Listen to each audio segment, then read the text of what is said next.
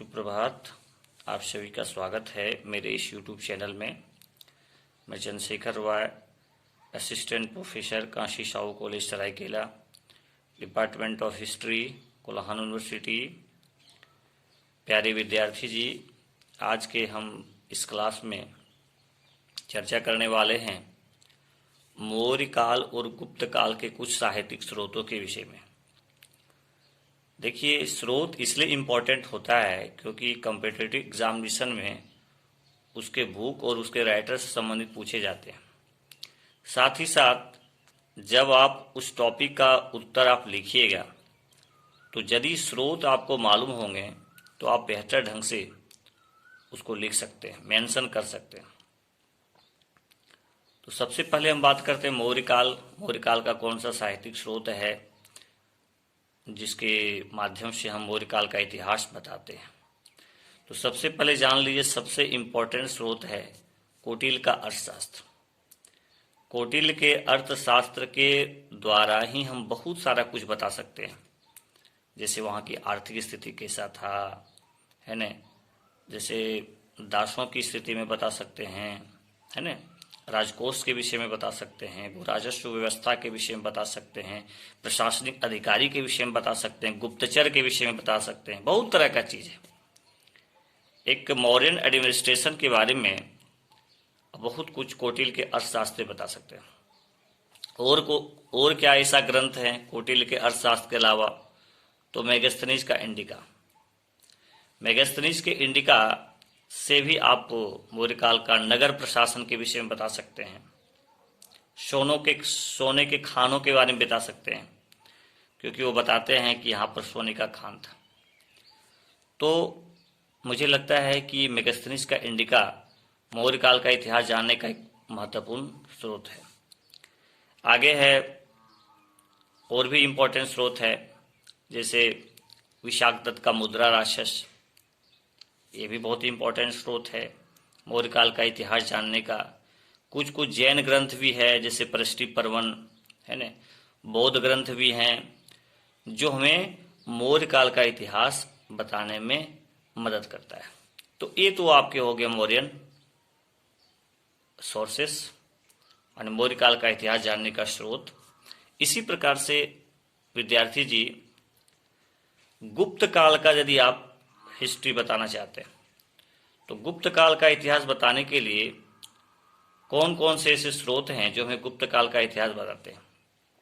तो स्रोतों में सबसे महत्वपूर्ण स्रोत यदि देखिएगा तो कालिदास की रचनाएं हैं, पुराण हैं, विष्णु पुराण, वायु पुराण, गरुड़ पुराण। इस सब पुराणों के माध्यम से भी हम बता सकते हैं। जैसे मान लीजिए कि वो अभी जो मैं आपको बताया कालिदास की रचना है, चाहे वो नाटक हो चाहे महाकाव्य हो, ठीक है, जैसे बहुत सारा अभिज्ञान शकुंतलम, ठीक है, उसके बाद अभिज्ञान शकुंतलम तो महत्वपूर्ण ग्रंथ है, मालविका अग्निमित्रम, ठीक है।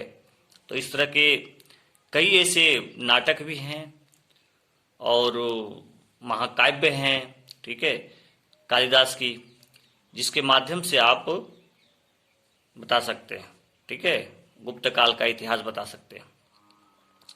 इसी प्रकार से जैसे पंचतंत्र, तो ये विष्णु शर्मा की रचना है, तो पंचतंत्र भी एक महत्वपूर्ण स्रोत है गुप्त काल का इतिहास बताने के लिए। देवी चंद्र गुप्तम विशाख दत्त के द्वारा लिखा गया है, ये भी एक महत्वपूर्ण स्रोत है आपका गुप्त काल का इतिहास बताने के लिए। इसी प्रकार से नीतिसार जो ग्रंथ है ये कामदक ने लिखे थे, तो एक इम्पोर्टेंट सोर्सेज हैं गुप्त काल का हिस्ट्री बताने के लिए। इसी प्रकार से कामसूत्र वात्सायन, कामसूत्र महत्वपूर्ण स्रोत हैं, ठीक है, गुप्त काल के में रचा गया है। तो ये सब साहित्यिक लिटरेचर हैं, जिसको बोलते हैं साहित्य हैं, साहित्यिक स्रोत हैं, जिसके माध्यम से हम गुप्ता पीरियड के बारे में बता सकते हैं, कला संस्कृति के विषय में, ठीक है, पुराण जो है, पुराण को मत भूलिएगा। पुराण बहुत इंपॉर्टेंट स्रोत है जो हमें गुप्त काल के बारे में बताते हैं। तो मित्रों, बहुत संक्षिप्त वीडियो आज एक होली के शुभ अवसर पर आपको मुझे लगा कि नहीं, कुछ तो होना ही चाहिए, नील नहीं होना चाहिए। फेस्टिवल तो हम लोग मनाते हैं और इस वीडियो के माध्यम से आप लोग को होली की ढेर सारी शुभकामनाएं। आपकी ज़िंदगी में ये होली खुशियां लाए और आप बुराइयों को छोड़ करके अच्छाई के मार्ग पर चलें। होली हमें यही सिखाता है, क्योंकि भक्त प्रहलाद है ना, तो सच्चाई के मार्ग पर थे, सत्य के मार्ग को अपनाए थे और होलिका है ना उनको मारना चाहते थे। लेकिन सत्य की विजय हमेशा होती है, चाहे वो हम लोग हिंदू समाज में दुर्गा पूजा मनाते हो या होली मनाते हैं। हमें आपस में भाईचारा और प्रेम का, सौहार्द का ये संदेश देने का काम करता है। तो मैं मेरे द्वारा आपको, आपके परिवार के लिए है ना होली की ढेर सारी शुभकामनाएं, बधाई। और ये होली आपके ज़िंदगी में एक नई रोशनी लाए, ऐसी मेरी कामना। बहुत बहुत धन्यवाद।